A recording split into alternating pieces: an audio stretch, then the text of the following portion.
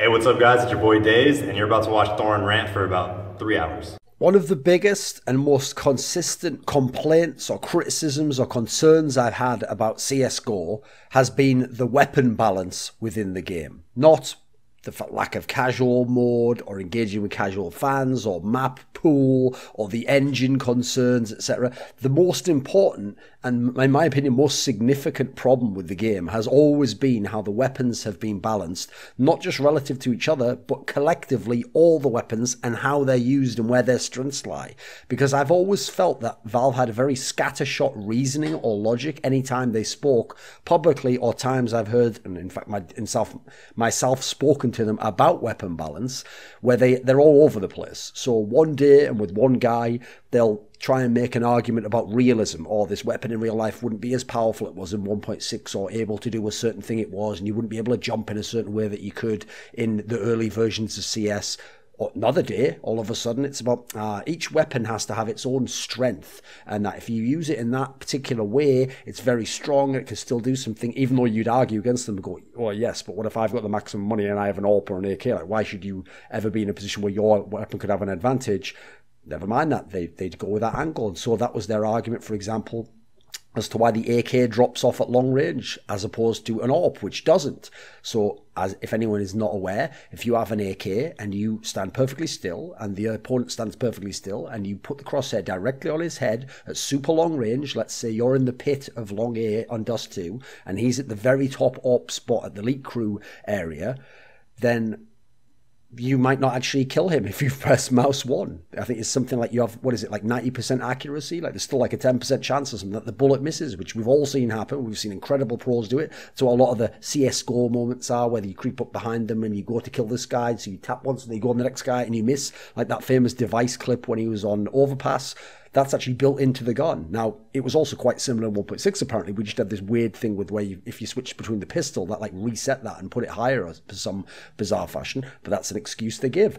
Other times, in line with what I just said, an auxiliary way of making that point is they will say, oh, it's about promoting a great variety of weapons being used, so that rather than just having people go to an AK or an AWP or an M4 or an AWP, we want people to sometimes use the SMGs or the shotguns or to use pistols more, not just save entirely, because they don't want it to be as much like 1.6, where it was a very strict, defined hierarchy.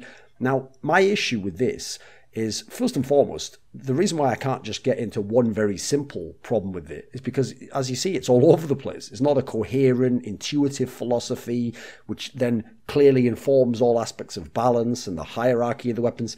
It's all over the place within the weapon classes, the classes with each other, when something's strong, when something's weak, how much something costs for how strong it is, how easy something is for how cheap it can be, or how difficult it can be for how expensive it is. There's really no coherent philosophy behind it. And so the point I want to make initially is a more general and abstract point, but it's very key to set up when you're talking about balance, which is that if you look at what are considered in history to be the most skillful and legendary, most deep FPS and RTS games. So we're talking about things like Quake World, Quake 2. We're talking about StarCraft Brood War. These are games which have a very strongly and intuitively defined hierarchy of, in the case of FPS games, weapons, or in the case of RTS games, units. The general concept and the basic principle being the cheaper a weapon or unit is to buy, to get in the game, how easy it is to get if it's an FPS game, the less powerful it is. The more a weapon costs, the more it requires to build, the more difficult it is to get, the more powerful it is, the more difficult it is to use in many cases, the lightning gun, the railgun, etc. This comes not actually through design in terms of a multiplayer game. The interesting detail, I'm one of the first people to ever actually observe this, is that this is because it comes from a time when these games were actually designed as single-player games, even though they then had a multiplayer component, but that was somewhat tacked on because esports in the multiplayer world wasn't a big thing. The internet was very slow back then. So when you designed these as single-player games, including RTS games like StarCraft Brood War, a lot of people bought that game and just played the single-player mode.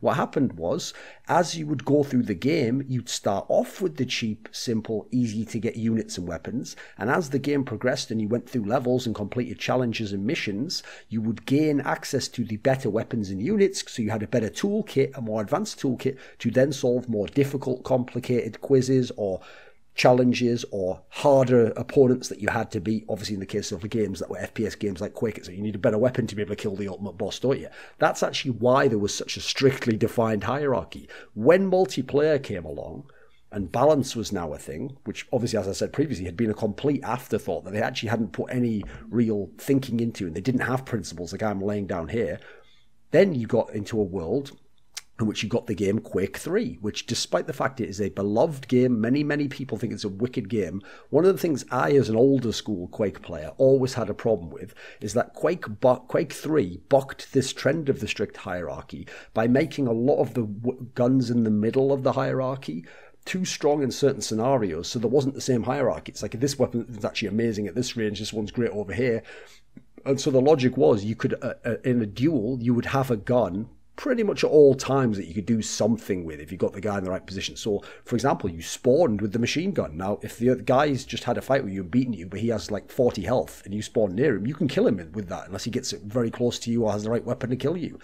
Then you've got the scenario where the shotgun, the plasma gun, these can all be not just good, but very good weapons in the right situation, even against what the traditional top of the hierarchy weapons, the best guns, the lightning gun, the rail gun, the rocket launcher. John Carmack himself, the programmer of the Quake series and one of the key designers behind Quake 3 Arena, even said that this is actually what he wanted, this kind of a watered down weapon balance, because when he'd watched the first big esports duels of people like Thresh, the problem is, in a 1v1 game in Quake, a player who's only like the number 1 player in the world could play the number 4 player in the world, and he might win 12 to -1.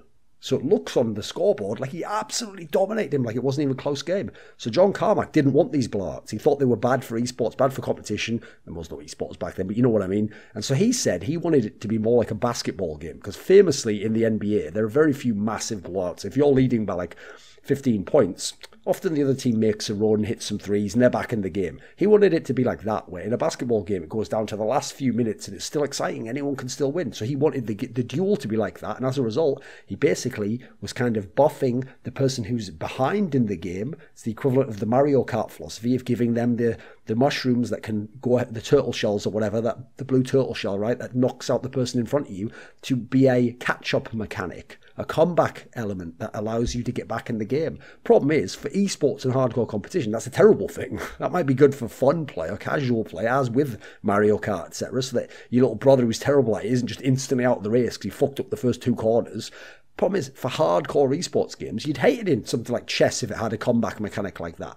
Imagine in boxing, if you're super far ahead and the other guy's punches just become twice as powerful, or he gets to get 3 times faster. It wouldn't be a good competitive sporting mentality or design if you could balance a game that way. So now let's look at Counter-Strike from what I've set up now, because the logic for Counter-Strike is even more significant, because Counter-Strike has an economic component, and on both ends. It's not just whether your gun's cheap to buy and powerful. It's that if your gun's cheap to buy and powerful, and you kill me and I have a powerful but expensive gun, I'm actually now the one who's getting hit twice, because I'm dying in the game and I've lost bank that I've spent on that gun. You haven't spent money, and you then pick up my gun if one of my teammates isn't around. So the swing can be massive if you don't balance correctly in Counter-Strike.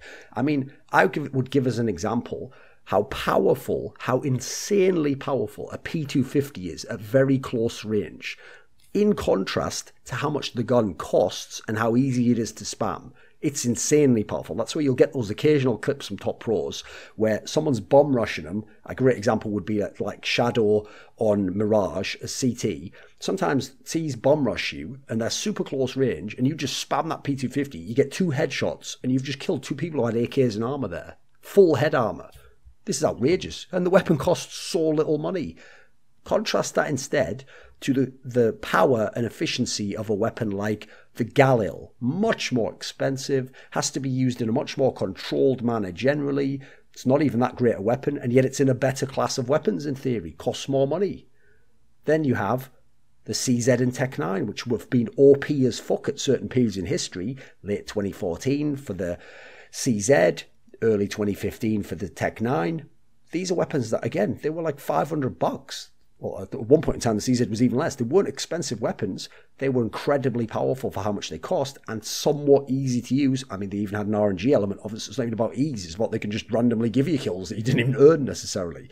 Then we had the SMGs, which came in and became these money farmers. Again, it wasn't about how powerful they were or easy to use. It's the fact that they just get you so much money for any kills. Now, that was okay because for the first few years, they weren't really used except for the farm rounds when you've won the pistol. But you've seen the last year, you've seen this year, people do use Mac 10s for that to farm up to get someone up. They do use these weapons in with AKs and Galils to be able to make up an attacking force. And as a result, they can sometimes be a little bit overpowered. Maybe not as much on those ones, but it's worth adding into the mix. Then you've got the AWP, incredibly powerful weapon, but with a god-awful kill reward, and exists in a game with all of the above, and I just mentioned, with tons of powerful, cheap weapons, which are super sick at mid to close range, very, very powerful, some of them as powerful as any gun in the game. How's the AWP supposed to compete with that and be reasonably balanced against it? You've taken what's the most powerful weapon, and actually in the context of how much it costs and the kill reward, it's actually not that sick a gun. It's definitely not the number one gun on the hierarchy because there's so many scenarios in which it wouldn't be that great. Hence, you have a pro meta for the last few years of people heavily saving AWPs. If you see an AWP and two guns in a 3v4 scenario, sometimes it's not even about whether or not you could win the scenario. You're already going to be thinking, should we go for this one? Like, if we lose it, we lose the AWP, and the next one we do have money to buy. There's all these extra scenarios where you don't get action because of how, in this sense, underpowered the AWP actually is. So here's the thing. Here is my logic as to how you fix this. Because you start with the philosophy and your logic and reasoning, and then as you spread out, that will then be applied and reflected through all of the balance decisions we make. So the general principle I would introduce, in line with the hierarchies of old, a la the old school games, is to have an intuitive weapon balance that has a strict hierarchy, which doesn't mean I'm going to get rid of a bunch of guns. I'm going to still make most of the guns viable, but I'm going to keep them in line with that intuitive component. So here's the question that we will ask. There's two questions. Is a weapon powerful? If it's powerful, does a lot of damage in a few bullets or very, very fast, then it either needs to have a high price to justify that, or if it doesn't have a high price, it must be difficult to use. So for example, you can still have a CZ75A, but if you want it to be that powerful and that cheap, you have to make it a very skill-dependent gun, one that's very hard to master, and only very skilled players can make that gun as deadly as it can be. Great example of this already exists in the fucking game. It's called the Desert Eagle, the Deagle. When do you ever hear people complain about the Deagle or saying it's overpowered? You don't, because even most top pros aren't amazing with the Deagle, don't get tons of 1Ds. It's a well-balanced gun, actually. Now ask yourself, what is the obvious other question, because it goes the other direction. Is a weapon weak? Does it not do much damage? Right. If it's weak, you can probably see where I'm going here. Make it cheap. Make it easy to use.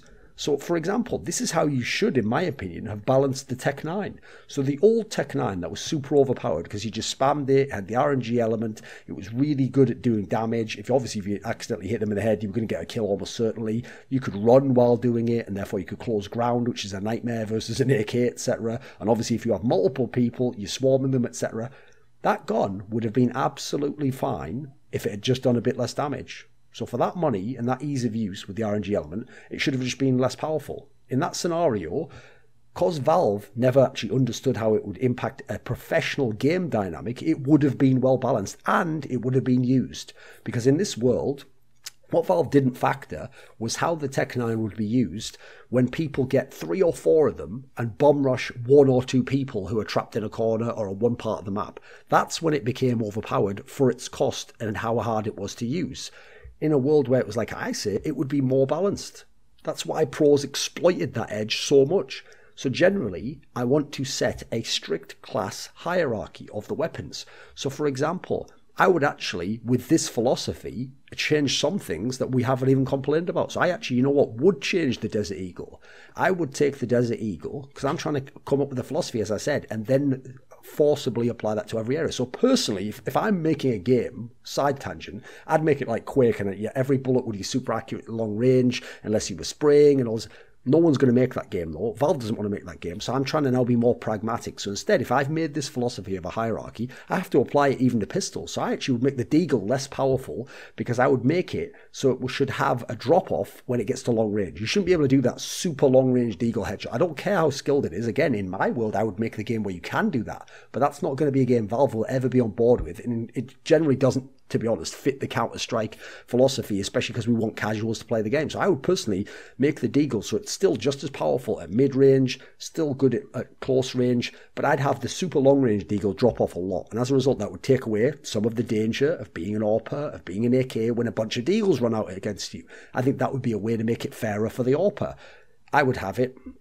So there was a logic to the hierarchy. So there was an intuitive understanding that, like I said, if it costs more, that means it's either going to be more powerful, or if it's more powerful, it's going to be harder to use. If it's not very expensive, then it's going to be a weak gun, but maybe it'll be easy to use. There will be an intuitive element to it that people will understand and will play out in how the game works. This also would make the economic aspect, just quite frankly, make more sense, because for a start off, it would reward teams that have a bigger bank and the better weapons, and it would make the teams that don't have a big bank and don't have the better weapons force them, if they want to win rounds, to be either more creative, to come up with a tactic in a situation in which the weapons they do have can get them the kill, or be more skilled, get into the situations and use incredible skill and ability and difficult to master weapons in order to get those kills. These are the things we want to be rewarded in the game, because these make for great players, great matches, great tournaments, and a great esport. So you can see how at the moment the weapon balance is very watered down and haphazard. There's not a coherent logic. There's guns, tons of guns that can kill you from many different scenarios. Some of them aren't even hard to use. Some of them have random elements to them. Some of them beat out what should be much better guns. The classes don't entirely exist or make sense or properly fit on top of each other. I want to see a game that has a balance, which isn't like make everything equal. It's like, this is imbalanced, but it costs more and it's hard to, there's a logic to what you're doing. This video was kindly supported by Gardner Wilson, Dean Tanglis, Alex Adams, Eddie Wingfors, Andreas, Snazore Westerlund, godawfulwasteofspace, Kyla Harris, Travis Greb, James Harding, Daniel Yordanov, VeXii, Robert Baxter, and a special thanks goes out to Jerky's Minion. Now, do you want to suggest a topic or a guest for my content? Perhaps you'd like to ask me a question for my monthly AMA. Would you like teasers to see who's coming next on my upcoming content and what's going to be coming down the pipeline? Perhaps you want to take part in an esports discussion with me. Well, put your money where your mouth is and join the Scrilluminati today via the Patreon link below.